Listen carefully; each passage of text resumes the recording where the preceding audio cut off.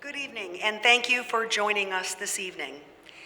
I'd like to thank our sponsors tonight, and first of all, I'm Rachel O'Ryan. I'm president at the Mount Dora Area Chamber of Commerce, and as one of the sponsors, along with Visit Mount Dora and Garden Gate LPT Realty, we have brought together the two candidates that we have for mayor this year, Cathy Hoechst James Homich, and the overall objective of this evening is for you to be able to ask questions and get answers. You had the opportunity to meet them a little earlier. If you didn't, we're sorry. that part's over. But we do appreciate you joining us. And the way it's going to go is there were questions that were submitted online to the chamber. They were put into categories. And then there were questions submitted by the audience in person tonight. Even if those questions were duplicated, they got submitted to the moderator. And then as he goes through them, if he sees a question that was written down by hand tonight and already had asked it, he will not ask it again. If it's a question that is a burning question and maybe asked a different way or has different elements, he might ask the candidates ask the question and then ask the candidates if they feel like they've already answered that or would like to go on to the next question. So without further ado, our moderator tonight is Christopher Heath. Christopher is the Chief Elections Administrator for Orange County Supervisor of Elections. Why did we go to somebody who in Orange County? Because I wanted to make sure that it was fair, someone who had no connection to either of our candidates and who actually could add some dialogue, who didn't really have a lot of knowledge about what was going on, but he did his research, so I can tell you that. If there's any questions in the audience, unfortunately, we will not be answering or taking questions from the audience. That time is over, but we've got a lot to go through, and we're going to do our best to get us out of here by 8:30, because that's the plan. So, without further ado, Christopher Heath, please join us.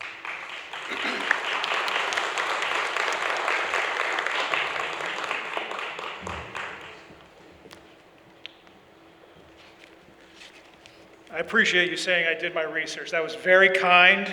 I hope that everyone believes that in the next hour and a half to 2 hours. So the plan for tonight is as it was laid out. Questions were submitted online, questions were submitted in person, and each candidate will be getting a chance to both go through some of the issues that were raised on the questions that were submitted, as well as answer each other's various ideas. And hopefully at the end of the day, we all get a better idea of exactly which one of these two candidates has the better vision for Mount Dora. As was mentioned, I don't have a dog in this hunt. They picked somebody from Orange County, not just Orange County. I live on the east side of Orange County. I live as far away from Mount Dora as possible, so there's no favoritism here. My only job is to make sure that everybody gets a fair shake and gets heard. We're going to start with intros, and I believe the first intro goes to James. Take it away. Good evening, James Homich. I'm running for the mayor of the city of Mount Dora. I kind of want to tell you how I got here. My dad moved to the Lake Dora in 1970. I went to the Coast Guard Academy in New London, Connecticut. I graduated with high honors and served in the Coast Guard for 6 years, including as an instructor at the United States Coast Guard Academy. I also taught sailing on yachts, and I also coached soccer there. After I got out of the Coast Guard, I went to law school at the University of Florida, where I got my degree, and I went up to Pensacola area to get some experience, and I moved back here in '96 and opened my office, which is right up there on 5th Avenue. Most of you probably know this. I'm also, when I was an instructor at the academy, I taught chemistry. I have an organic chemistry degree from the University of Alabama at Birmingham. And so I took a jump from science into law, and I haven't looked back. I've lived here. I got married in 2000 to my lovely wife, Carrie, and at St. Edward's Church. And we have 2 daughters that were raised in Mount Dora and have graduated from Mount Dora High School and are now attending Florida universities. One's at UCF, the other one's at FGCU. So while I've been here, I was serving on council from 2002 to 2010. During that time, I was vice mayor for the last 4 years of my 8 years. I got out of politics back then because I had a daughter that was 4 years old and 6 years old, so I had to dedicate my time to them, not to the city. But recently I hadn't planned on getting back involved in politics until these developments started appearing that were completely against what we had set up 20 years ago. It kind of got my ire up. My mother's Irish, so it got a little Irish in me. And also the expanding tax rate. Those were things we had fought against 16 years ago. And so I decided I'd run to try to implement the plans we put in place 20 years ago to keep the city's character and to try to help lower the millage rate like we did back in 2008, and 2009, and 2010. Good evening, and thank you all for coming. My name's Cathy Hoechst, and I'm running for the mayor of our beautiful city of Mount Dora. I'm a native Floridian. I was born in South Florida and came to the Orlando area to go to nursing school a number of years ago. Graduated from Orange Memorial Hospital, which is now part of the Orlando Health System. That name went away many years ago. I spent 35 years with Orlando Health as one of their executives and actually retired as their chief information officer running the computer systems from a non-technical side for 7 hospitals. After I retired, I thought I would just stay home and do nothing, but I'm not that type of person. So I got a call from Rachel O'Ryan, who was chairman of the board of the chamber, and asked me if I'd come and work with them for a month or two. And 10 years later, I retired as the president of the chamber and had an opportunity to work and watch Mount Dora grow and develop in those 10 years. That was from 2003 to 2013. Then I had a friend come to me and say, "You need to run for council." I attended every council meeting almost for 10 years as the chamber president because I felt that was the only way I'd really understand how the city operated and how the chamber could work with them. So I decided to run, and I ran for mayor. I came in as mayor in 2013, inherited a project that had been developed for several years prior to me, and had the responsibility with my council to implement the streetscape project. A very challenging project because we discovered so many things under the street that we didn't know, and we also had to remove trees. And as much as I love trees as a native Floridian, my healthcare background oversaw my tree love because we needed to have the water flowing correctly under the streets, the toilets needed to flush, and we needed to be able to wash our hands when we needed to. So we did that project. Unfortunately, I also developed cancer during that time, and I have to admit that about 6 months of that 2 years is pretty much a blur, but you know, we got through it and we did what we needed to do. And I truly believe we were able to do that because I had a council that supported and worked with me as we moved forward. The thing that I have learned is in being on city council is it's a team that gets the work done. It's not one person. And the mayor title is just that, it's a title. Its vote is equal to the other 6 people sitting up at that table with me. So I ran again in 2015-16 as at large, and then I ran for mayor again in 2019 and was the mayor to 2021, but was unseated over the fact that I truly did not believe a height restriction belonged in the charter amendments. It was not that I wanted a height increase in downtown, it's because I believe the process was appropriate for that to stay within our land development codes and our ordinances and not within the charter, which is our governance document. However, that lost, and I lost, and took 3 years off, and I'm back.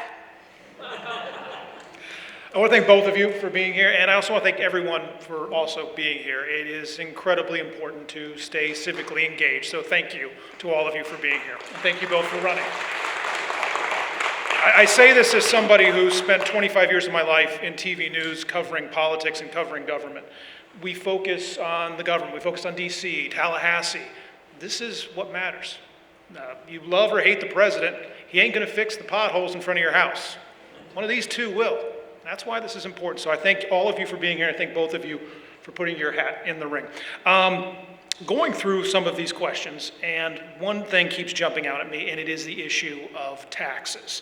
And we'll ask kind of a broad-based question, and I want to drill down on this a little bit because there's 2 or 3 in here about lowering taxes. And so first, let's start with that. What are your plans to lower taxes in an equitable way, but also how do you address that? Is that going through the budget line by line, or is it we can slash across the board? James, I'm going to start this one off with you. Yes, when I was on council previously, we had the second highest millage rate in all of Central Florida. It was 6.1. What we did as a council while I was vice mayor, which was selected by the council I worked with, we lowered the millage rate from 6.1 to 5.0 in 3 budget cycles. And we did that by looking at line item budgets and carefully deciding what was needed and what was not needed. And it takes a hard look and it takes a commitment to lower the budget. This year, they raised the millage rate again from 6.0 to 6.3. My opponent has voted twice to raise the millage rate, first from 5.6 to 5.9, and then from 5.9 to 6.3. And the only time she voted to lower the millage rate was 2020, and we know what happened that year. So what you need is transparency. I requested through a council member to see what they were getting to determine the budget. They weren't getting anything. They didn't get a line item budget with FTEs, full-time employees, with all the different issues. There was one line item in the budget this year that said $24 million for improvements other than building. That was the line item they were looking at. What's that $24 million going to? Do we need to spend all of it? That's the problem. The first thing they need to do is publish the entire budget for all the residents to see how every single dime of theirs is being spent. And that's what I'll demand once I get on the council. Thank you. Thank you. Cathy? Okay, so the budget's an interesting process within a municipality. And first, let me clarify something that my opponent has said. When I came into the mayor position in 2013, coming into 14, the budget's already set when you come in. The budget then was 5.66, and absolutely at the end of that year, after doing all that we did and started downtown, the budget did go up to 5.9 that year. And it stayed there for the next 3 years. Then a mayor came in. There was needs that are different than what we had previously. And yes, the budget did go up to 6.3. And I was on the council, but not mayor at the time, but was one of 7 votes that passed that budget. And then a focus began as we began looking at what was happening. And the process, very similar to what my opponent spoke about, Mr. Homich, of what he did in the early years he was on council, and we began working to bring it down, which we did. And we brought it down to 5.96, and it stayed there for 4 years until this year when it went up to the 6.3. And having said in the council meetings, the budget sessions, there were several things that caused that budget this year to go up.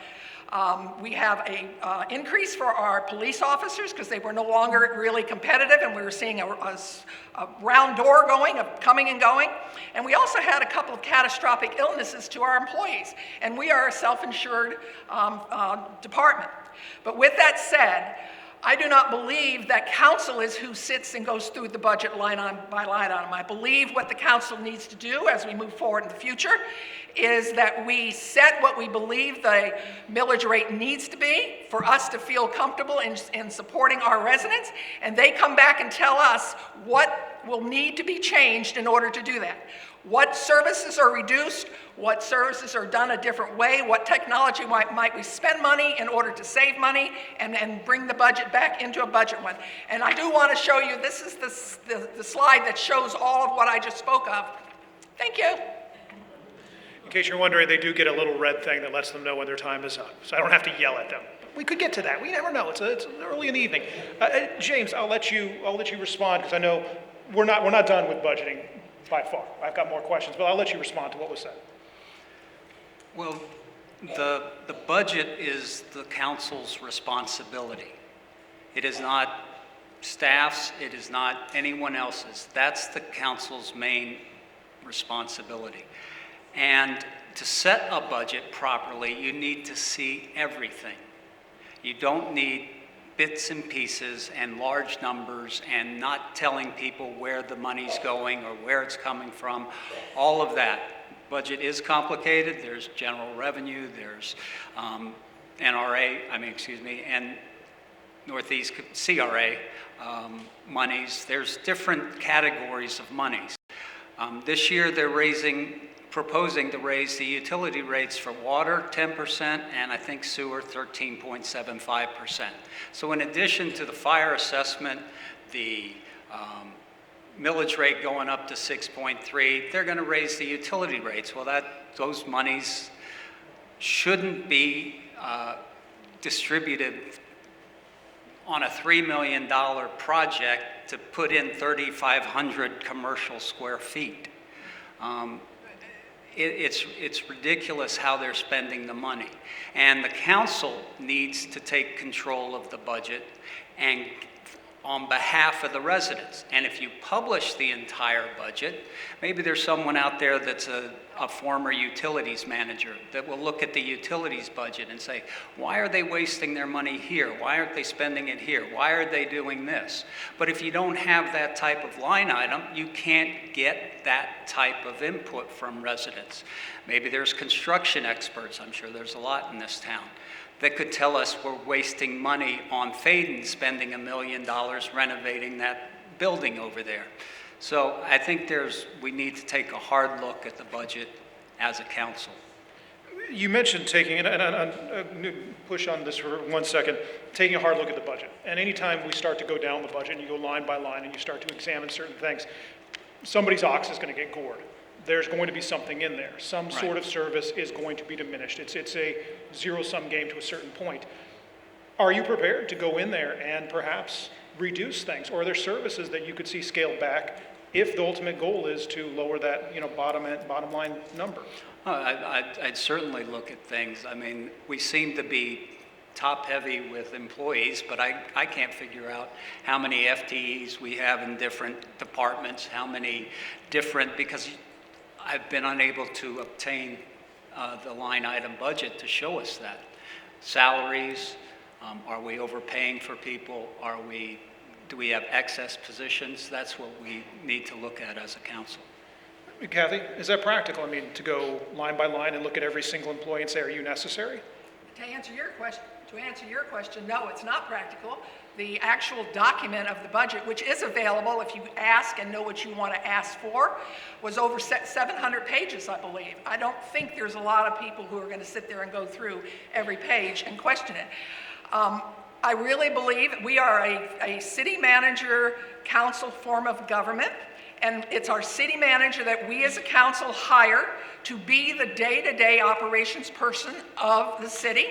We have the responsibility to hold him accountable. It happens to be a gentleman that right now, hold our city manager accountable, give him direction specifically as to what we intend to see as far as maybe the millage rate specific, and then let him work with his educated and knowledgeable department heads, employees within that, to come back to us as a council and present it. Because yes, the council is responsible for approving a balanced budget. The council, in my opinion, is not responsible to sit down and look through it line item by line item at a council meeting. They can do that privately with the city manager and get all their questions answered, and the documents are there. When I worked with the budgets, I did that. I went through the documents that way, but I didn't say, oh, well, this person shouldn't go to education and this person shouldn't here and we shouldn't spend this money on media. It's a picture they're putting together, or a puzzle they're putting together, and it's the city manager that we hold accountable to do that. And that's what we need to do. And you went over. I know. I'm just saying. I did. I got to watch it better. I will allot you an extra 40 seconds in addition to the 30 if you'd like to respond to anything, because I really want to get to the root of this, because of all of the things that were submitted, so much of this is the budget, because it's the one thing we all touch.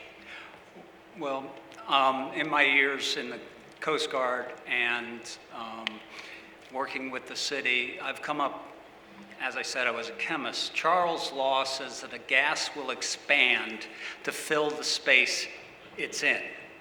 Basically, a bureaucracy does exactly that same thing. If you let a bureaucracy spend as much money as they want, it will. It'll expand to give it what they take. And it's the responsibility under the charter of the council for the budget. There is aging infrastructure. We would have to address that as well. Any city's going to have aging infrastructure. This is Florida. At any given time, we're 3.5 inches above the aquifer below our feet. It's limestone. It's people moving to the area. It's development. Is this something that you could see maybe being part of that conversation? Because obviously, you're going to have to balance both, correct? Right. I mean, I think we're in a terrible position right now with the water treatment plant. We're pretty much at capacity. We haven't maintained properly the lift stations. I mean, it seems like we have not done our job over time to maintain the infrastructure. And that obviously should be a priority for the residents and not a $3 million building for the planning department, which will be extinct probably in 5 or 10 years. So. Cathy, I want to come to you on this one. You talk about looking at the budget, but clearly every budget's got some wasteful spending in it. Anybody who's ever put together a large budget knows you can cram a little bit here and there, but without going through with a fine-tooth comb, how do you find that wasteful spending? And what would be your number one priority to try and get that rooted out? Well, to be honest with you, what you do, I think, is you observe around town. Some of the areas that I would suggest to the city manager to look at seem to have an awful lot of trucks driving around town with one person in them. Isn't there a way that they could look at their routes and what they're doing as far as parks and rec and the building department and whatever, and be maybe more efficient with the vehicles we have?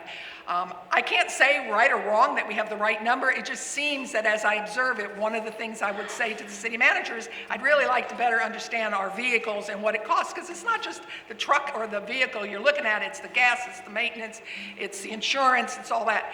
So that's an area that's got enough volume to it that you should be able to get more than the nickel or dime you're trying to get out. Your biggest component of your budget is your human beings, it's your employees. Usually a budget is 60 to 70% of the actual operating costs are the people. So what opportunities are there to use your people more efficiently? And how might things be restructured or departments restructured? I will say this though, when I came in as the mayor in 2013, the number of FTEs the city had was 216. I remember that number. And now, based on the budget session I sat in, they're at about 300 FTEs that are actual full employees. They use part-time people and PRN people seasonally when activities. That doesn't seem to me, based on what the growth has been and geographically what's been annexed in and what the coverage needs to be for fire, for police, even for parks and rec, to be an outrageous number compared to what it was as you grow over the 10 years. But you'd have to look at the details to see. So that's really, to me, it's not the line item by line item that I would do as a mayor or council member. It's the bigger picture. The other thing I do remember real quickly is when the police department was asking during the budget session for a new vehicle, they have a policy that they must turn them over every 5 years. Well, they're following policy. Maybe we need to change the policy. Bring it back to you, and also, once again, you get a little extra time. I know, I'm bad again. Extra time. 22 seconds over. But no, go ahead. I mean, because I think that that's important to kind of delve into some more, correct? Yeah, and again, I've gone through this process before. I mean, it was 16 years ago, but we did this type of thing where we analyzed the FTEs. The budget has grown from about $80 million 10 years ago to $160 million. We haven't had a doubling of the size of Mount Dora in 10 years. We haven't had a doubling of the residents in Mount Dora in 10 years, but somehow the budget just keeps going up and up and up. And that's because council hasn't said no. Council has to tell staff, no, you can't have the bells and whistles. You can't, I go back, oh, sorry. I thought I had I'm giving 2 minutes. you extra time. No, I'll let you know. I go back to when they tried to get $500,000 worth of furniture for the police department. They had $10,000 desks, $5,000 chairs. I said, look, you don't need that. And we reduced the budget to $200,000. That's the type of budget process the council needs to step in on. We're going to stay with budget for one more second, and then we will be moving on to development, which I think very much is the other side of this. You need to have services to attract people. People come in, they demand more services. The budget increases as population increases. But these things, there's a give and a take. So we will get to development in a second. But I want to ask you this. If we're talking about specifically a plan for, let's say, the first budget, and you could accomplish just one thing out of that first budget, what would it be? That would be giving the city manager the directive to lower the budget from the millage rate from 6.3 to 6.0.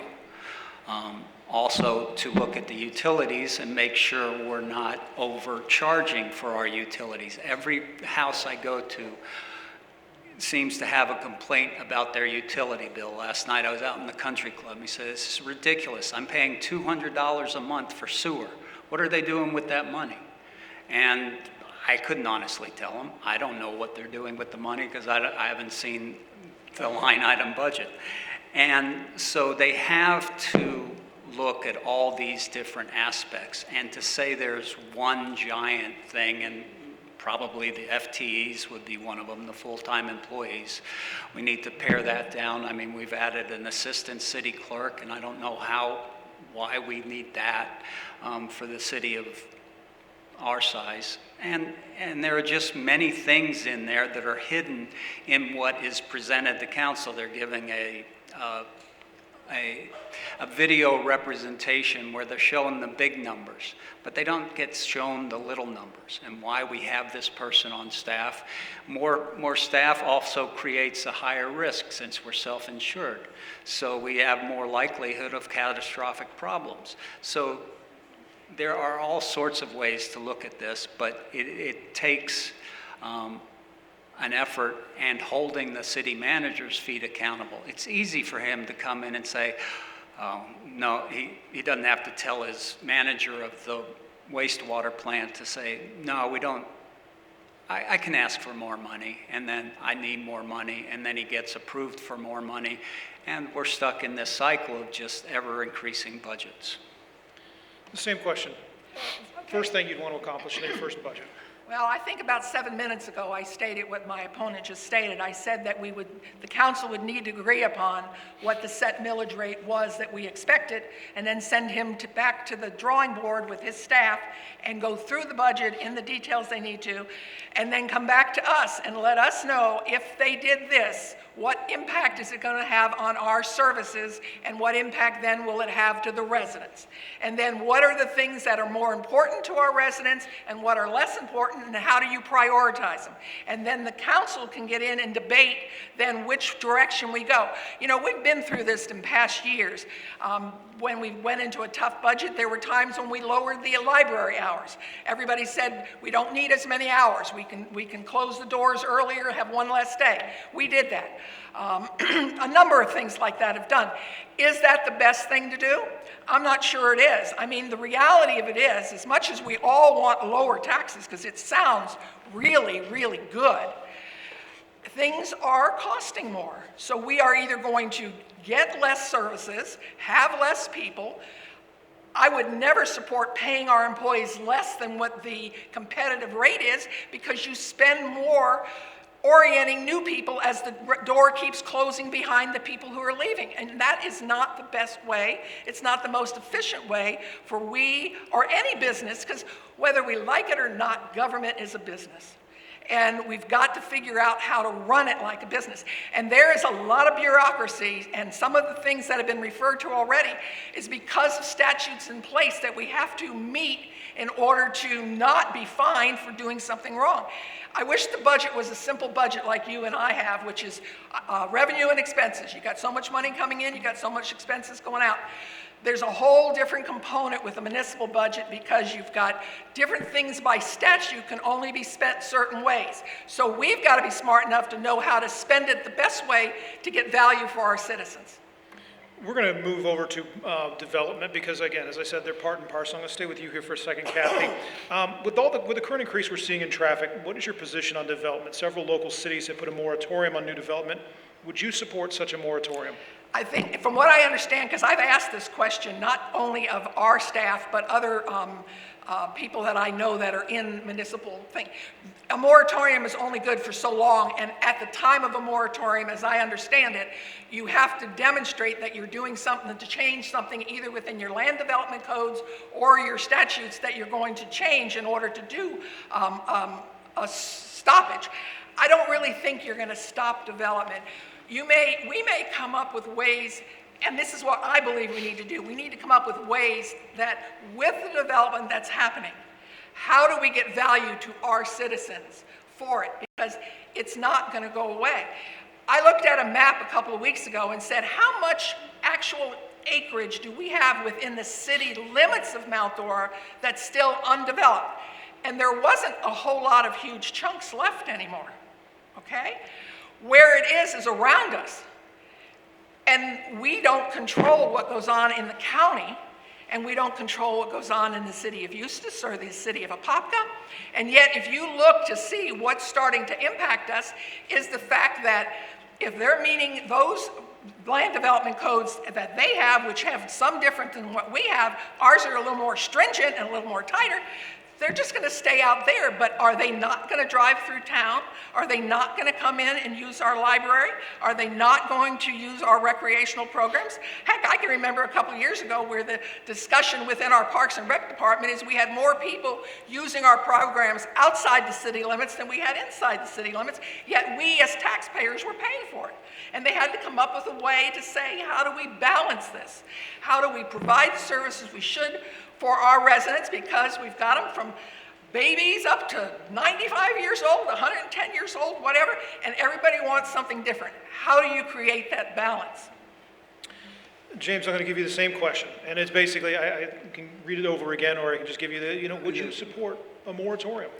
Well, it's interesting. The moratorium should be on our planning staff, on our Planning and Zoning Commission, and on our City Council. In her last month as mayor, in her last election, Ms. Hoechst voted for converting the land at 46 and 441 from commercial C1 and C3 to R18. That's 18 units per acre. So we took away commercial land and we converted it to townhomes.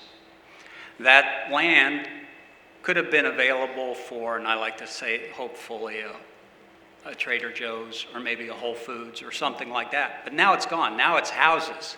And that's because we didn't stop or put a moratorium on our council from making these changes. And that's why my campaign talks about stopping overdevelopment. Overdevelopment is when you have a parcel of property and it's zoned a certain way. We can't take away those vested property rights. It's impossible. We don't have the money for it. We'd have to pay if we took those property rights away. So the only thing we can do is hold them to that zoning. And if it's zoned commercial, it needs to stay commercial because commercial property helps our tax base. We don't need to change it to R18 and more townhomes. So instead of a nice commercial property there at 46 and 441, we have all those homes coming in. And that's what we need to stop. We need to stop that type of activity by the council, by the planning and zoning staff, and by our P&Z board. So in other words, it's not so much the moratorium, it is the specific things we're building. The single-family home, not so much just, in general, we need to be addressing exactly what we're zoning. Right. I mean, 20 years ago, we put into place this thing called the Wolf Branch Innovation District. It was called the Employment Center back then. And the idea was we didn't want rooftops from here to Sorrento. The idea was we wanted commercial development instead, like a nice hospital, a college annex, something like that. But we're changing that and we're allowing like our AMCO development. It's going strictly against what we planned, and we're going to suffer because of it. I was going to hold this one for later, but you mentioned AMCO, and I'm going to read one of the questions that was submitted by an audience member. This is directed to you, James. You are suing the city over the AMCO project, and the current council approved it. Do you think it will be difficult to work with them after you have cost the city a lot of money in defending the lawsuit? Well, it won't cost the city anything if they win, but the city will, the lawsuit is basically taking the position that the city took in front of the magistrate. So instead of the city enforcing its comprehensive plan, which again goes back to the moratorium issue, the city allowed, and Ms. Hoek moved to approve that project, to go from essentially commercial property to buildings as tall as 225 feet. There's a 100-foot height limit out there. That's what our comprehensive plan says. We shouldn't be allowing it to go over 100 feet. And that's the argument the city itself made when they went in front of the magistrate, that our code and our comp plan says that. So instead of enforcing that, they just rolled over and said, okay, well, we'll let them build whatever they want out there. We can't accommodate 2,000 new residential units and 1 million square feet of commercial. It's not viable. And so, yes, it was supposed to be done by now, but the judge, for the other reasons, didn't. It's a summary procedure. So there's not discovery, it's not costly, it's basically interpreting what the city should do, and that is to enforce its comprehensive plan. And so it's not expensive litigation, a summary proceedings, and I think it'd be worth it for the city to get on board with our side and stop that development. The question on AMCO, also one for you, Cathy, and it says, what is your opinion of the AMCO development now that the area is, I'm reading this, completely flooded and the roads are falling apart without any huge development started?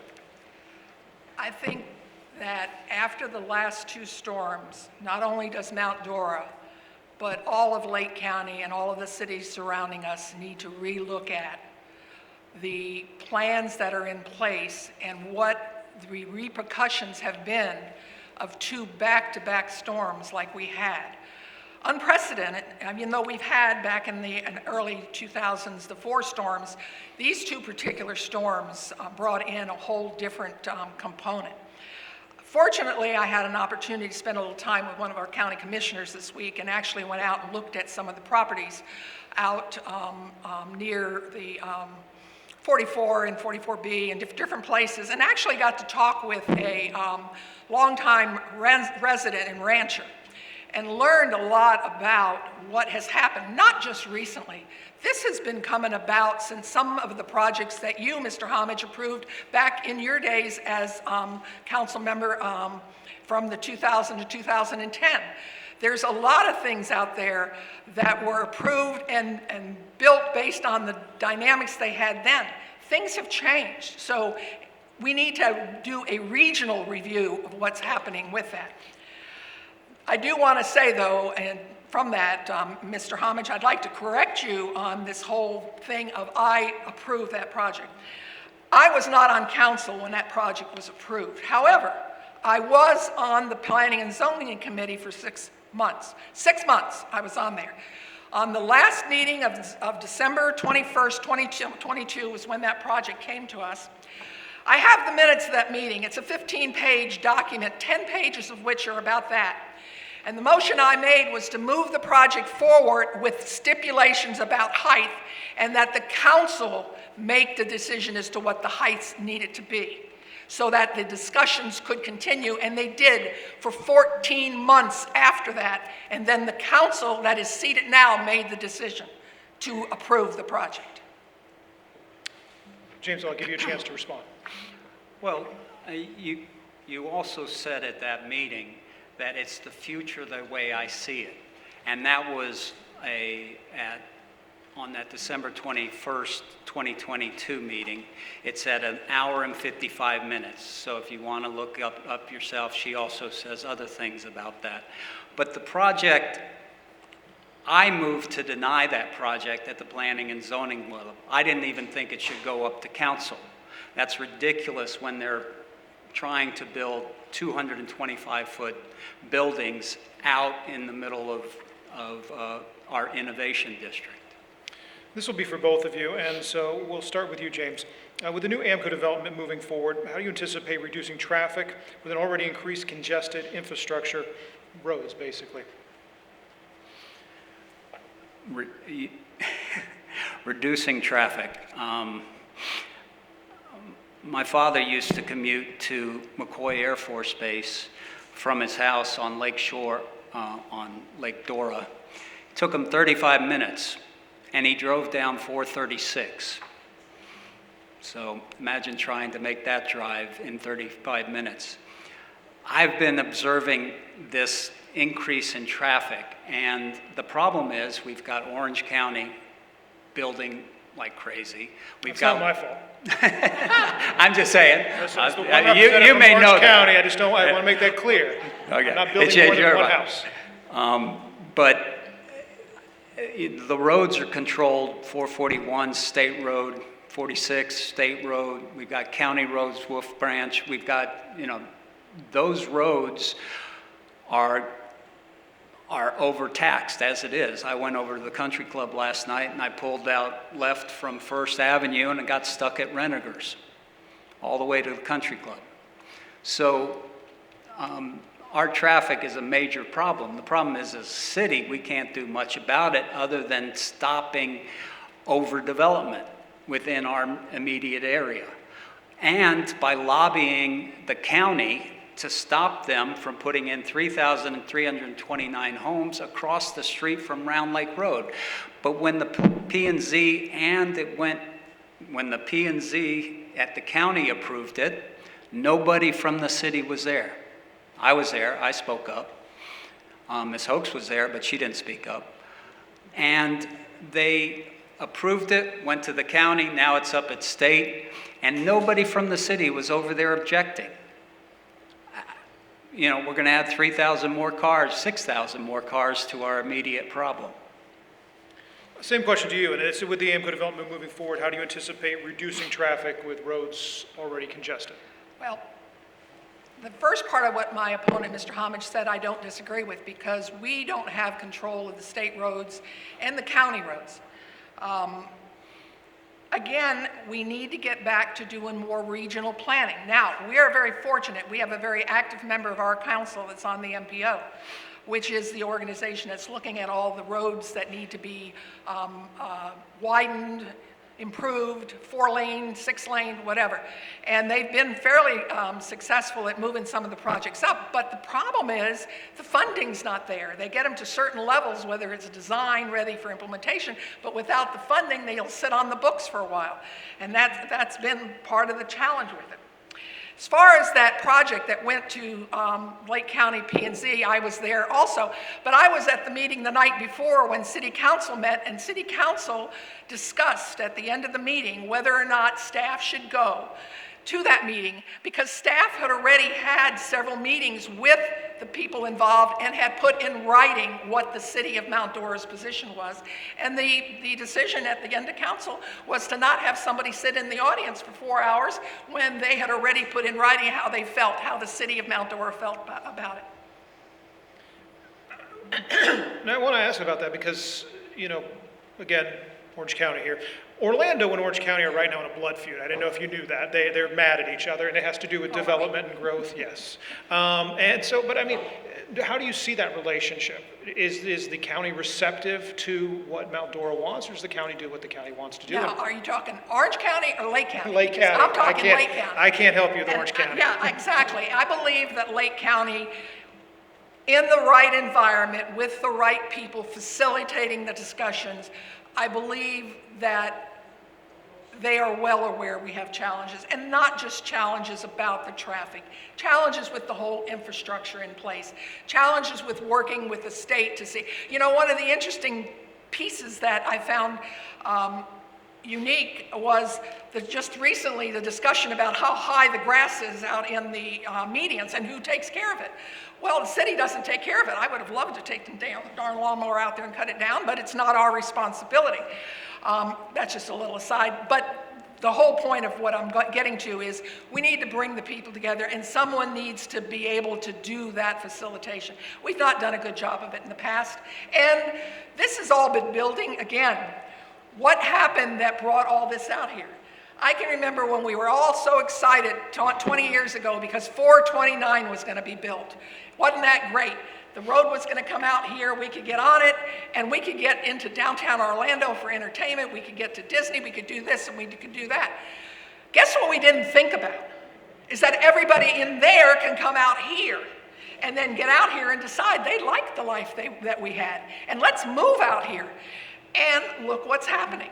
Absolutely, there's growth, and it's not just in Mount Dora, it's not just in Lake County, it's in Apopka, it's all over us. And we've got to figure out how to make it work for little old Mount Dora, because we've got two challenges. We've got to maintain our beautiful, simplistic, historic downtown, but we need the benefits of a good commercial corridor to put the money in place that we need to maintain all this infrastructure and things. It's the same question to you, James, and this is the working relationship with the county. And do you feel like that's a solid relationship right now, and how could it be improved? And is the county receptive to Mount Dora's needs? Well, based on what the county's done over the past 2 or 3 years, the county is completely ignoring the wants and needs of Mount Dora. The county approved the Mount Dora Groves, which is all that land that's cleared on 441 between the country club and the Publix. That's a nightmare to get out of. And all that land was supposed to be commercial. Now it's residential with basically a nice Florida strip mall at the front. Across the street, it's all residential. The county approved these plans, and then they came to the city, the developer, asking for water and sewer. And guess what the city did? Gave them water and sewer without any conditions. They even gave the north side, which is staying in the county, which is going to be the high-value properties, they're keeping that for their tax rolls, but making us provide them the water and sewer. Those, I believe, are terrible decisions. If they didn't have water and sewer, guess what they wouldn't be able to do? Overdevelop. But we rolled over. We didn't even get any concession from the developer in that agreement. I mean, I was with someone at the country club, and they said, we could have gotten a golf cart bridge or something, but we got nothing. I don't even think we got good interconnectivity between all the properties. And so now we have a bunch of homes, adding to our traffic problems, adding to our congestion. So the county needs to take responsibility for its decisions, and we need to put the county's feet to the fire, so to speak, and not let them roll over us. We talk about roads, and obviously when the vehicles get there, they've got to find a place to park. And I have a question right here on that. We'll start with you again, James. What is your position about parking downtown? Well, parking has been a problem back when I was on council. I was on council when we made the agreement with the Methodist Church and the First Baptist Church to use their lots for additional parking. Since then, we haven't added any significant parking infrastructure to the city. And the problem is, excuse me, we haven't really tried much of anything until this new shuttle that they've got running just in the CRA district. But you've got to try, my idea is try as many things as possible to help the parking problem. I've proposed this before. Baker Street is essentially a one-way street. You can't get two cars down Baker Street downtown. Then let's put in diagonal parking, make it one way. Guess what? We've added spaces. Little bit of solution. There's this parking lot across from the Barnett Bank building. Sorry, the bank building at McDonald used to be the Barnett Bank. Anyway, that empty parking lot that just sits there roped off for the last 10, 15 years. That parking lot could be used. It's not big enough for full-size trucks, and but guess what? We are a golf cart community now. You could change that into golf carts. So there's 20 spaces there that are now available. The golf carts are not taking up anymore. There's other solutions that we can try. We could put in a shuttle system that works to the Methodist Church that's just in a constant loop. We could add, meters to pay for that shuttle, so it's not a tax burden. And you try these solutions. If they don't work, one way on Baker, you change it. But you've got to try something in order to try to solve something. Just sitting back and saying we need a big solution doesn't fit the problem. And Cathy, same question to you when it Yes. comes to parking. Okay, I believe Mr. Ralston used to say we've been kicking this can down the road long enough. It's been going on for over 20 plus years.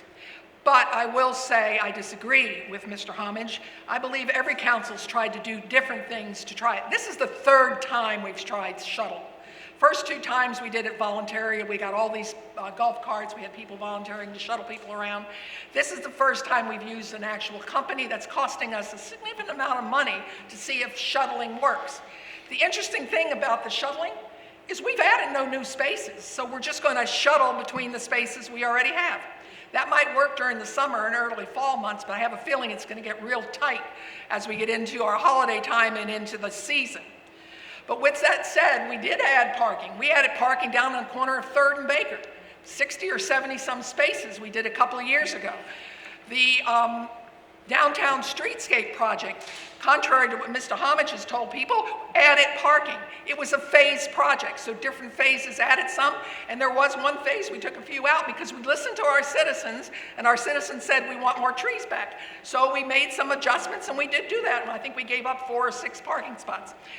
For those of us who've been here a long time, you'll recall we never had parking on 5th Avenue between Alexander and McDonald. We've got parallel parking there all along both sides. That was part of the project for that. So we have tried a number of different things, and the reality of it is each one of them is only like taking a cup of water out of a bucket. We had a study done 10 years ago, and it showed we needed at least 400 plus parking spaces to deal with the bulk of what we had to have for the times we are busy. I constantly hear the complaints of our citizens who live in the communities that aren't right in downtown, that they're tired of coming to downtown, driving around for 20 or 30 minutes, and then just leaving and going somewhere else, even though they wanted to go to the Goblin Market or Pisces or 1921 or whichever of the 20 plus restaurants we have downtown. But they couldn't find a place to park. So they leave. We have got to figure out a solution for parking. And I personally do not believe it's any of these. We've already tried in different ways. It's to find the right place to put a parking garage with the right number of spaces, and I won't even begin to guess what that is. Probably not that gigantic thing we looked at, but concentrated spaces that we can then have people park and enjoy our downtown. Otherwise, I truly believe downtown will not survive in 10 years. If there's not parking. And James, I want to bring that to you. is a parking garage feasible, or can we continue to look at ways to maybe adjust, the flow of traffic, adjust the angles of parking, or do we need to build a parking garage? Well, I mean, parking garage is obviously a big ticket item. The problem I see is we have parking. If you walk by the Methodist church or drive by the Methodist church, 95% of the time, there's parking spaces available. So we have the parking. People don't want to park there. Why? Because it's hot in the summer, you walk the 2 blocks, you're going to get all sweaty. Well, that was the shuttle idea. So we can utilize our parking that we have better, that just hopefully will allow more parking. On the garage thing, I don't know who all's been out to historic downtown Melbourne, but they do have a rather large garage down there, and the city charges for it. Would that be something that you would think the city could maybe do a feasibility on and say, okay, we can't add more spaces, but could we get a garage that maybe doesn't pay for itself, but at least is contributing? Well, I mean, certainly if we needed a garage, the Methodist Church would be an appropriate spot for it. I mean, we're constrained by a lake, the hills, the way that the town developed. We're not like Winter Garden that had a complete empty industrial district on the other side of downtown that they could just tear down and put in a nice new parking garage. We don't have that area. And in order to keep our downtown nice, we can't build a garage anywhere downtown, so it'd have to be a place like the Methodist Church. So that's. I want to dovetail into, Could I comment, though? if you want to. Yes, I'd like to. I'm not going to stop you. I know. Well, I've kind of been a little patient here, but you need to turn center so I can hear what you're saying. I'm sorry. And I feel like you're just talking there, and it's all of us here. So Okay, yes. Let's talk about parking. I want to comment about the angle parking and the parallel parking. I know none of us like parallel parking, but if you really learn how to do it, you can whip right in it. Angle parking is interesting in this day and age, and here's why. And I challenge you to watch this when you go out after you leave here and you're walking through town or whatever. There are all kinds of sizes of vehicles now. And do you know what parks next to each other every time? Trucks, big trucks. And if I had an experience when we put the new parking lot in down at Baker and 3rd, and I was there early in the morning for a meeting about 10 o'clock, parked my car, which is a little Equinox, right, and it barely fit into it because those spaces are only built exactly what the minimum could be. I came back out 2 hours later and I couldn't get in my car because this big old truck parked here with the wheelies or whatever they call them, and this other big truck. And the only way I could have got in my car is if I opened the back thing and climbed over the seats. At my age, I wasn't going to do that. So I sat on a bench for an hour and a half waiting for one of those owners of the trucks to leave so I could get my car out. Angle parking creates issues because the person that sees the spot is going to go in it whether they fit perfectly or not because they found a spot. So I don't think angle parking is a solution. Thank you. James, I want to stay 1 second more on this because parking eventually, and this is something that, when you discuss, especially downtown, people are going to want to come to the downtown, both the residents who live here in Mount Dora and visitors who want to come and enjoy that. Do you see that as certainly going to be a kind of a give and take? If we expand parking, we draw more visitors in, that's a toll on the infrastructure. Yes, there's some tax base there, but at the same time, it offers that up so that it is an alternative for somebody who's maybe looking to come and spend a nice weekend here, either whether they live here or they're just visiting. Well, the parking downtown, as Ms. Hoechst says, has been a problem for forever, and that's a good thing to have. I don't think there's an old city in the country that doesn't have a parking problem. Breckenridge or Stonington in Connecticut or Mystic in Connecticut or anywhere else you go, there are parking problems. And nice small towns have that problem. Right now, we have a parking lot that remains unused. Well, the idea would be to get advertised, let people know that there's parking there at the Methodist Church and provide them an opportunity. Also, I mean, for instance, I had a meet and greet at Donnelly Park It was about 2 weeks ago now. It was a Friday evening, and I watched all of the employees from the city walk out to the parking spaces at the top of Donnelly Park, get in their cars, and go home. Those are prime parking spaces for downtown. Why are we letting our employees do that? That's one of those other small solutions. And there were also 6 trucks in the city parking lot taking up spaces over the weekend. And there's a sign on the back of City Hall that says city employee parking only. So that lot behind City Hall is always empty, even though it's great parking for downtown. But it says city employee parking only. Those are all little things we can start doing to help make the person that's coming to town that doesn't know any better, better. And for those that live here, I never drive downtown, I walk downtown. So the Methodist Church is not that far away. I want to read this one verbatim here. And Cathy, this one's to you. Many years ago, we had a history of Light Up Mount Dora with local entertainers and schools in Donnelly Park and strolling the shops downtown after Light Up. It was a local, someplace special event. Would you support this idea? Yes, and it was actually an event that the Chamber did, and I did it for 10 years. And then we started coordinating with the city, and then over time it evolved into something different. Part of which was, and we just weren't prepared for it the year it happened, it was a little overwhelming, is that it was such a popular event. We had over 40,000 people, at least that was the police estimate, I believe is who estimated that, down in the core of town, and you couldn't move. You couldn't move. So the next year there was discussions on how to do it differently. I haven't recently been involved in them, but that was what was part of our tradition of Mount Dora. That's what made us special, was to be able to do that event. And what it provided was, it provided local people who were looking to be a part of the talent industry, to be on stage in front of people who they knew, to get that stage fright, stage presence experience. I used to love to watch the ballerinas, and actually many of you all have been around as long as I have. I mean, we watched them grow up on that stage. They started out as 7-year-olds, and 10 years later we were seeing them finish up because they went to the Mount Dora Ballet School with Miss Wheeler. So yes, long answer to a short question is I would love for us to figure out how to do it, but not to create the backlog that happened to people and the emotions that arose when they couldn't get out of town. Got to plan better. James, same question. The Light Up Mount Dora. I mean, would you support this idea? Certainly, I remember taking my girls to Light Up Mount Dora every year as they grew up. And it used to be on a Sunday night. But then it got moved to a Saturday night to accommodate people that don't live in town.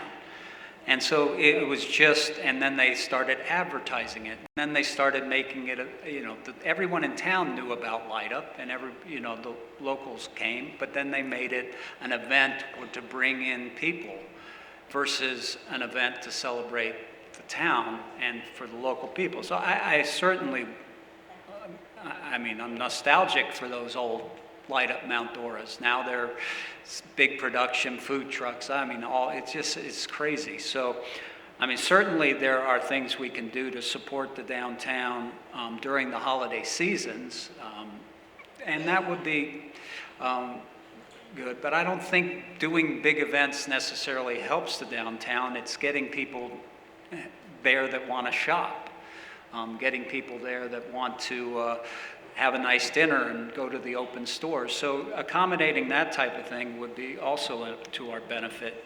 And, if we could scale back the Light Up, I'd be all in favor of that. But, that seems to be something that the city keeps trying to do, make bigger and bigger festivals that just kind of clog up downtown, and they bring in food trucks to compete with our restaurants. They bring in all sorts of things that compete directly with our merchants downtown. So I think we should be emphasizing our downtown retailers and restaurants versus these kind of, fair type of activities. Chris, point of clarification. Yes. The decision to move it from Sunday to Saturday, I was a part of, and it was the request of the residents. The residents had families in town for the Thanksgiving season, and they wanted their families to be able to enjoy the event with them. Whereas on a Sunday, most of the families were prepared to leave to go back to where they were from.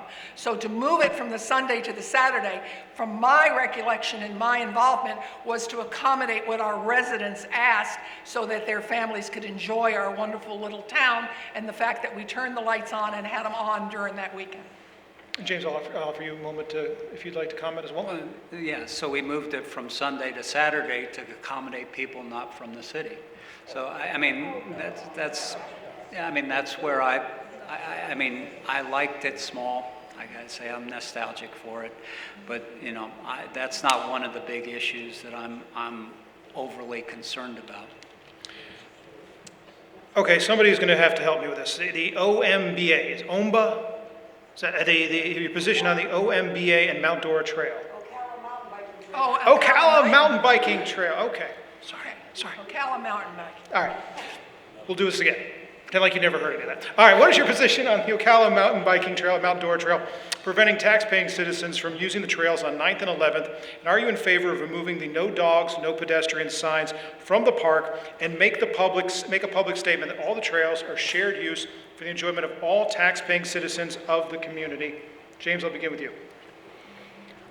Well, yeah, we shouldn't be restricting our residents from using our parks, so yeah, it's a shared use facility, and if people want to walk there, I remember when they set up the trails originally, and that's what they were for. And taking your dog on a walk in this town, that dog should be allowed to go almost anywhere. I don't like the restrictions on that, so certainly that's an opportunity to expand the use of one of our facilities. Same question, and again, thank you for the clarification on the Ocala Yes, Mountain sir. Bike Trail. But yes, 9th and 11th, and the no dogs, no pedestrians. I believe, if I recall, and I'm not saying I agree or disagree with it, I believe there were a lot of safety concerns they had of people that weren't familiar with what they had put in there for the trails. I remember when the Ocala biking group came and did that. Actually, I probably am more impacted than most people because I own the 4.5 acres with my husband of the land down there, and I deal with the bicyclists when they're down there because it abuts to the trails and across from Flores Park. Again, not to get off subject, but to get off subject, a big part of the challenge down there is no parking for the people who come to want to use those trails to be able to safely and easily do it. So what they do is what anyone does when they're looking for parking. The minute they find a space, they pull in. I dealt many a day with dealing with a very my son lives in the house that my husband and I own down there because he can't get out of his driveway to go to work because people have parked behind his cars down there. So I believe anyone should be able to use the park, getting back to the question, but I think there are issues we haven't exactly dealt with as well as I think we could in making it a better flowing area down there for the trails to be used by anyone who wishes to do it safely, because they are set up as mountain bike trails. There's a lot of routes and different things, because I've walked the area back there, and it's been a couple of years, and it is nature. And in order to use it properly, you really have to be very familiar with the way to use it, including walking or walking your dog. I'll stay with you, Cathy. Yes, sir. Will there be any future initiatives to increase pedestrian sidewalks, bike lanes in and around the city and in the neighborhoods? Yes, actually, there's a whole project. That's one of the things that I looked at with the budget. And I say project, there are areas listed for which do not have sidewalks that need them. They did, as I understand it, I have not actually seen the document, but they have it all laid out as to where we have sidewalks and where we don't, and we've got a number of areas where we need to have them. The trails, you know, that's been a challenge because they've tried to decide where to access it and where to use it, whether to go along the railroad bed. There was one that was going to go along 11th Avenue. I'm really not up to date on that one. I'll just have to be honest with you as to where we're going to go with that. But there are things on the books. Again, the issue was funding. Same exact question, and I'll repeat it as well. Will there be any future initiatives to increase pedestrian sidewalks and bike lanes in and around the city and neighborhoods? Well, certainly the pedestrian sidewalks are a problem. I mean, one example right now is the Donnelly Street going up to Waterman Village, and they shut down the only sidewalk that we have going between Waterman and the library. And how we don't have funds budgeted for repairing our sidewalks, for improving our sidewalks, for doing that sort of things, it's beyond me. They're asking for a grant from the state or somebody to fix that sidewalk, and people are walking in the road. I've seen people on, the motorized wheelchairs going down that hill. It's terrible, and it should be a priority emergency item, but apparently there's no funds to fix it. And that's the problem. If you don't properly budget things, you don't have the resources to do that, to either add sidewalks or fix the sidewalks we have with the oak trees and all of that, and the tripping hazards. We need to have a robust pedestrian budget. We need to also, I mean, obviously, I was with Craig Willis at the dedication of the Mount Dora Trail 20-something years ago, when we put a sign up at the Chamber of Commerce to say, this is the trailhead for Mount Dora Trail. We've been looking at getting that trail in for that long. And hopefully the city should stay on top of that and try to get those trails implemented through state funding and that sort of thing to help our bicyclists. So my wife bikes. I wish I biked more. But anyway, that's what we need to do to make sure that everyone has a safe walking place. A double header here. I'm going to stay with you for a second, James, on both the beautification for the medians and grasses along 441, as well as brighter lights after sunset to be utilized in the shopping plazas and parking lots on 441. Basically, beautification and brighter lights, improvements to 441. As was said earlier, 441 is a state road. And so it'd be very difficult. I don't know that we should be spending a lot of the taxpayer dollars to fix that sort of thing. The street lights, I guess in the shopping center was the question about brighter lights. I mean, we have dark sky initiatives in our lighting, and most of that is done according to building codes. So it's not something that, I mean, I'd rather spend the money on sidewalks than on improving lighting on private property. That's just would be my preference. But I'm not quite sure the problem that's being expressed, other than obviously the beautification. I mean, that's something I wish they could do. And Cathy, I'll give you the same question. It's kind of a double question. I know 441, obviously, yes, it is a state road, but the question came in from submitted beautification projects along 441 as well as brighter lights. Okay, well, obviously, I think Mr. Homich spoke to it, but if you're talking about brighter lights in the parking lots of private property, then the opportunity is to have a discussion with the private property owners and see what the interest may be. As far as sidewalks, there is a very defined budget, I know, that I've seen. Whether it's enough or not, everybody kind of goes, when they see it, because it's several $100,000 of doing the sidewalk repairs. In regards to the sidewalk along Donnelly up near just before you get to the bridge for Waterman, it would be great if it was a simple issue of just going in and fixing it as an emergency. However, that whole area there, if you're familiar with it, has a drop off, and it's a DEP challenge. There are DEP, Department of Environmental Protection permits that you must get, and that's what the city's working on. And the last time I spoke with city manager about that, because that particular area came up under discussion when we spent some time at Waterman Communities, is is that the permits are being applied for. There is a grant they were looking at, because what they were trying to do is, if it qualified for the grant, it would save us, the citizens of Mount Dora, some money, and they were trying to time it within getting the project started. And the last I heard, the project was scheduled to start the end of the first quarter of the fiscal year, which would be December of this year.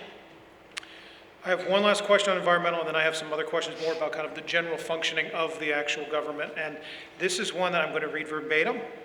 And I don't even know which one of you I'm going to give this to. So this will be kind of just a fun one, yes. We know the smell is coming from the lift stations. What will be your plan to fix all the lift stations in Mount Dora?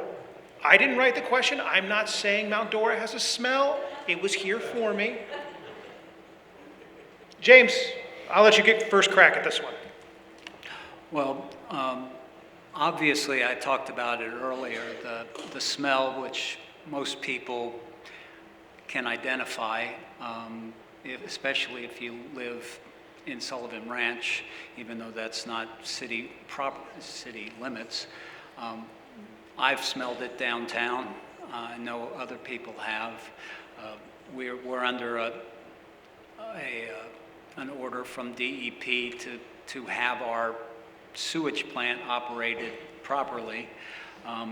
We have, and I talked about it earlier, I believe a problem with our lift stations being properly maintained. There should not be an odor issue if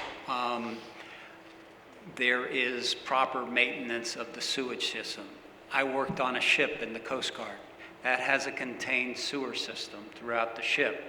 If you smelled something, something was wrong. And so why we're not more proactive in trying to solve this problem, I don't know. I mean, that's up to the city manager, his manager of the sewer plant, but I believe that the evidence is showing that the lift stations are basically causing the problem.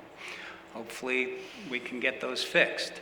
But again, it goes back to maintenance. We're allowing our infrastructure to not properly maintain at the expense of other wasteful items, such as the $3 million building they just bought and are fixing. So we need to take responsibility for our infrastructure. There's flooding in the Northeast. We don't have that fixed. Those should be priorities for the residents. That is the priority of the government, is to make the residents' lives better. The follow-up to that, and then I'll come back to you, Cathy, for a sec.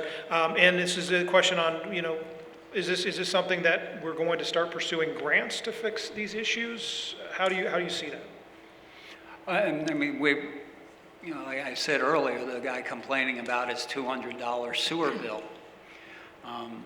It's why we don't have the money already is beyond me. That's something we need to look at. So I believe we need to take a hard look. Our utilities used to be our gem. They used to operate efficiently. They used to not be expensive. They used to be well within a good budget. But now they just go higher and higher, and everyone's complaining about that issue. But we don't seem to be getting better services for it. So that's where we need to take a hard look and make sure that it's being properly managed, properly budgeted, and properly maintained. Okay, so you're saying general revenue, maybe not looking at grants on that? Well, I mean, grants, there are grants available to do these types of jobs, but our city is not actively pursuing them that I understand. Start back with the smell question. Yep. And then I promise we'll get to the question on grants. Smell coming from the lift stations. What would be your plan to fix the lift stations in Mount Dora? Okay, the city has been working on this issue with the smell probably for over 3 years, pretty concentrated from what I've seen. Now, obviously, I've not been as actively involved in the last 3 years, but in reading everything that I've read, the city's tried a number of different things. They've had a number of different consultants. They've met with a number of people. They've tried a number of different things. They've changed some of the chemicals in the chemical mixture. There is a recent report out which was mentioned at City Council. If it wasn't this past one, it was the one before. And I will be honest, I haven't had time to read it, but I understand the report was not as concerning as it had been in the past, but guess what? We still have a smell. Smells are challenging. We deal with one at our Villa Dora condos that keeps coming and going. Nothing like what they're dealing with out in those houses, but my point is that a smell and getting your hand around it at the moment it happens so that somebody can evaluate it can be challenging. There is grants out there, and I believe the city is constantly looking for the grants. Sometimes I get concerned that with grants, there's a lot of requirements to meet the grants, and you have to be real careful that the paperwork and the documentation you have to keep doesn't cost you more than the actual grant that you get over time. So you got to be careful with the smaller grants. The bigger grants, you're probably going to get a better bang for your buck. But I do believe, from what I have heard, the city has been actively pursuing grants and how to balance the cost to us as citizens. And you say, well, geez, why don't we have all this money? Well, maybe it's because we haven't raised the millage rate enough. Now, I'm not saying to raise it more, but when you sit here and talk about taxes and the money going into general funds, that's where it comes from. I'm going to move over to general questions, and a couple of these were submitted, so I'm going to read them verbatim, and I'll start with you, Cathy. Yes, sir. Do you believe Patrick Comiskey's firing was necessary? How well do you believe our city is being managed since the removal? Please explain the pros and cons. Okay. For those of you not aware, Patrick Kaminsky was the city manager that was hired actually right before I left office. And I was on the committee that vetted him and what started out as 80-some candidates. I'm not sure what happened. I don't know if he did the things that he was accused of doing. I read all the documents that were done. I know we spent as a town over close to actual money and hours and staff disruption, probably over $300,000 doing analysis of what happened. I don't know that we're ever going to know what truly happened. And again, I'm looking from the outside looking in. Like I said, I went to the meetings, I listened, I read. I struggled with the fact that we hired a gentleman, and at the end of his first year, he got a salary increase of the percentage, and then he got a $10,000 bonus, and that 5 months later, all of a sudden, he was the worst person that could have been a city manager in the discussions that were taking place.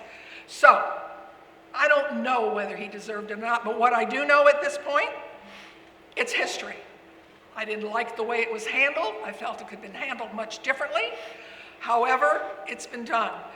The council made a decision to appoint an interim, and it very quickly became the permanent city manager, a gentleman who didn't necessarily have city management background, but he had 15 years with the city and knew and had relationships with all of the department heads and the different workers within it. It's a different approach to move forward. The reality is, who would have wanted to come to this city and work for us as a city manager after we had a turnover of 5 city managers in 10 years? What level of quality would you get? Let's just go to the basics. James, I take the same question to you. Do you believe Patrick Comiskey's firing was necessary? And how well do you believe the city is being managed since the removal? Please explain the pros and cons.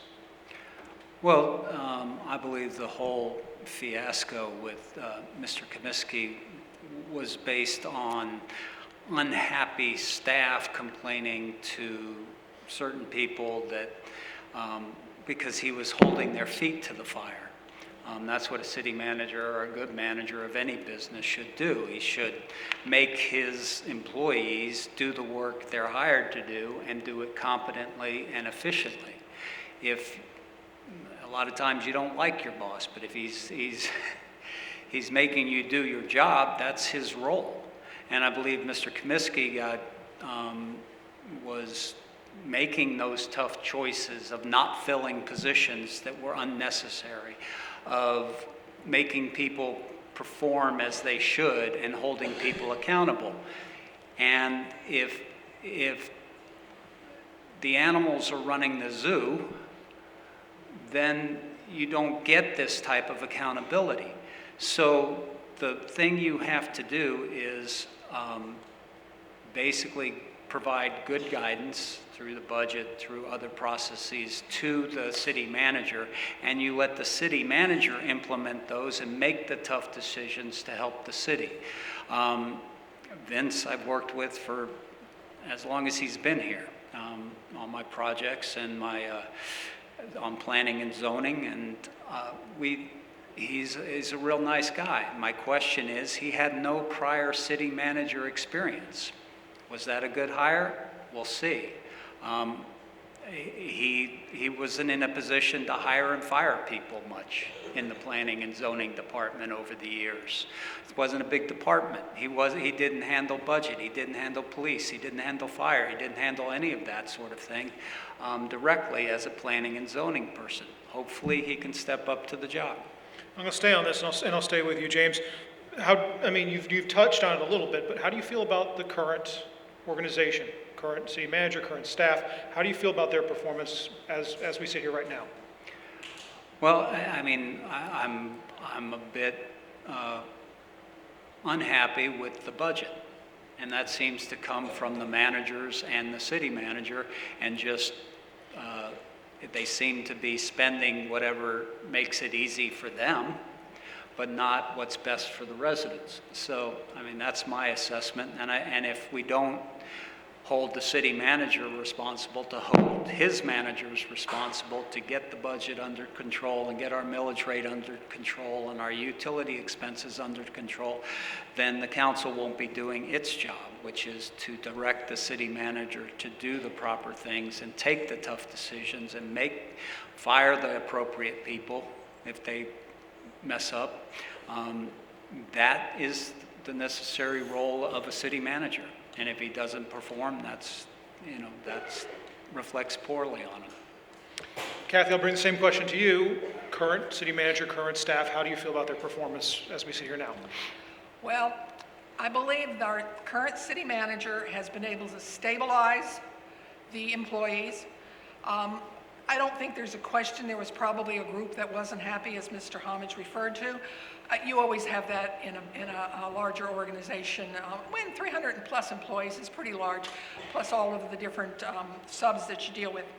I think if the council, which is my understanding is what the council has been working towards, puts in very defined objectives as to what our city manager needs to do, very specifically to the budget, very specifically to performance, then I believe there'll be measures to be able to truly evaluate them based on that.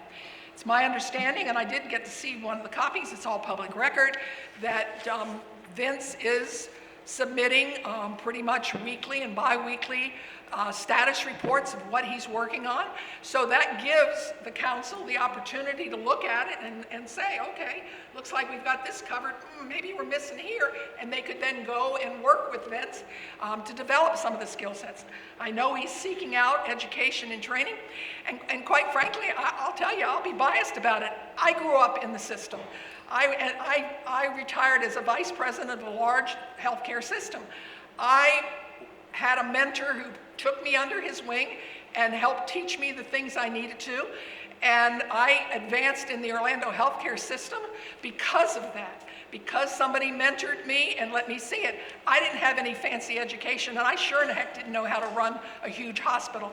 But in a short period of time, I was doing that, and I did it at a very young age. I think Vince has that capability, and with the right support structure and measuring tools to see it, he can get us where we need to be. And if not, we've got the tools to say, darn, you didn't do it. And it's done based on true performance, not somebody's emotions of thinking they're not doing the job.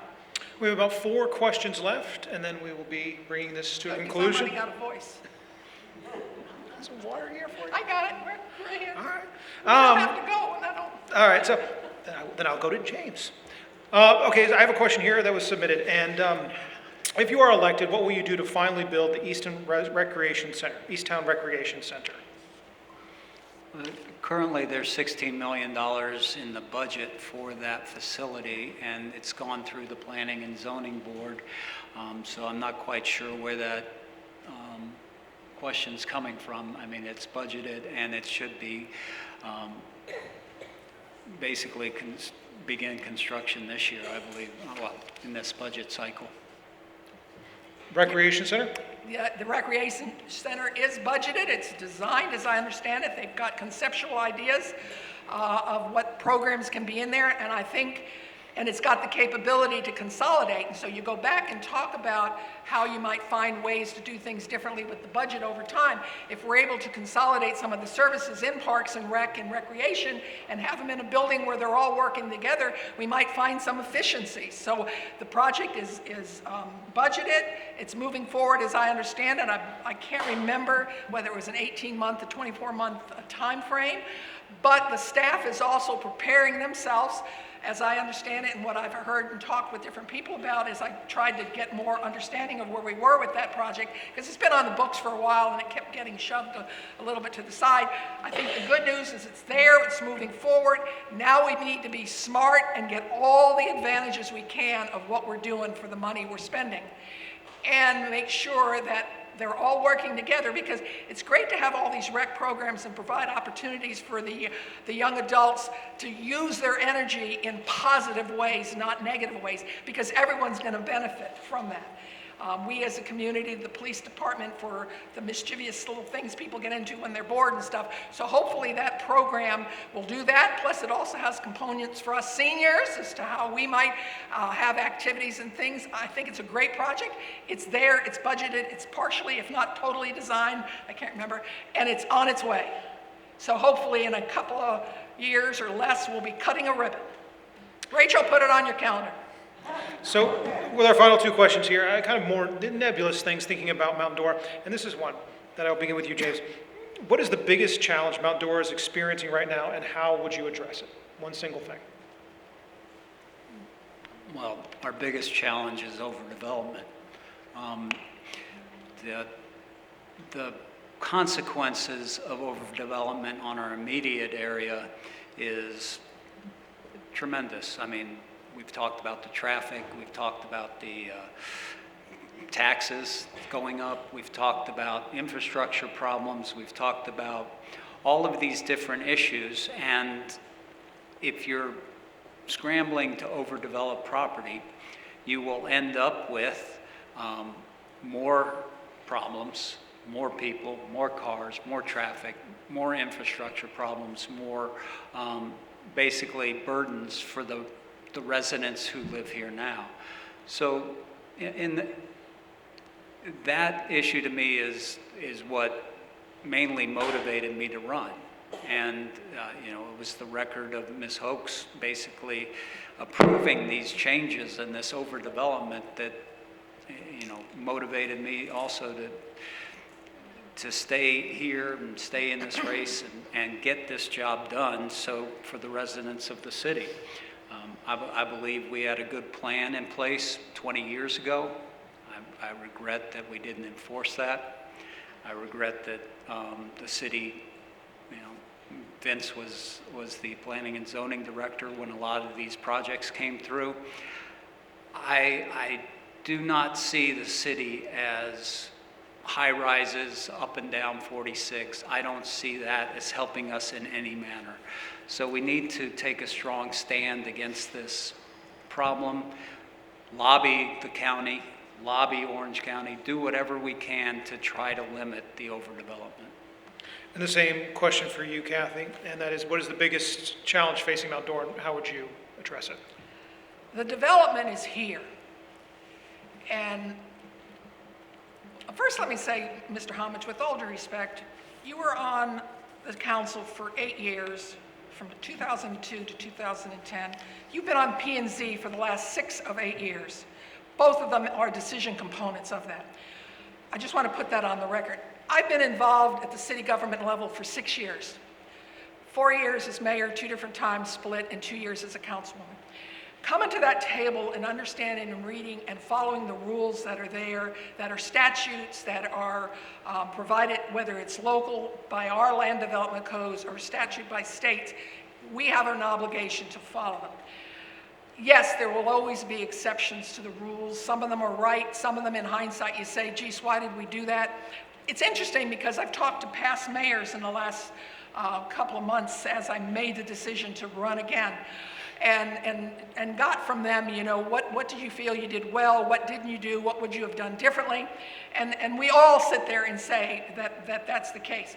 But our challenge is, and I've said it once already, and I'm going to say it again, our challenge is to figure out the development is here. The development that we control within the city limits of Mount Dora, we have influence over. The development outside of ours, we may have ability to have meetings and things, but we have no actual control. It's not our jurisdiction. So how do you come to the table with the people involved and make it the best it can be for the citizens of Mount Dora? That's the question we've got to figure out and how to answer, and that's the kind of approach it has to be. It can't be Mount Dora isolated with our head in the ground, because it's still going to come around us, like I said earlier. They're still going to come use our library. They're still going to drive on our roads.